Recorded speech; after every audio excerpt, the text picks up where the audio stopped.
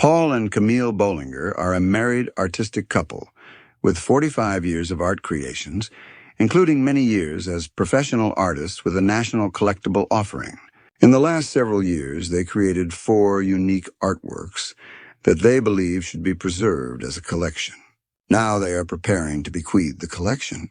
The Bollingers are well known for the Father Christmas carvings that have been coveted by collectors for years. Since Paul was chosen among the top traditional American craftsmen by early American Life magazine, many other magazines and media outlets helped spread the word.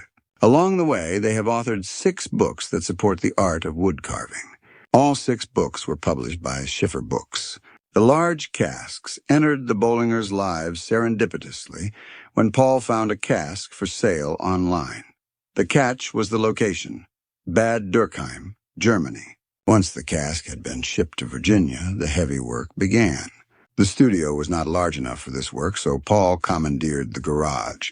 The work of carving and painting each cask end consumed so much time, it was 5 years before all the casks were finally completed.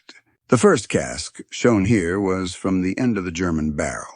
This cask, titled God Bless This Wine, depicts a vineyard scene as seen through an opening in a stone wall along a country lane. This deeply carved cask features vines, leaves, grape clusters, and other adornments. The second cask, shown here, is titled Wind in the Willows and is a tribute to the children's book much loved by the Bollingers' son Jake when he was a young child. You will find toad, mole, ratty, otter, and badger on the cask, along with other images from the book. This cask came from an Italian barrel that was slightly smaller than the German barrel. Even though smaller, it still required Camille to climb a step stool to paint the upper reaches. The image of Paul and Camille beside the casks shows its size.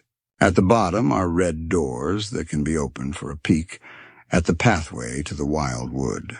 The third cask shown here is the most personal. This one is titled Islands of Our Lives, although some people call it the Great Sea Monster Cask. It features the sky above and the sea below.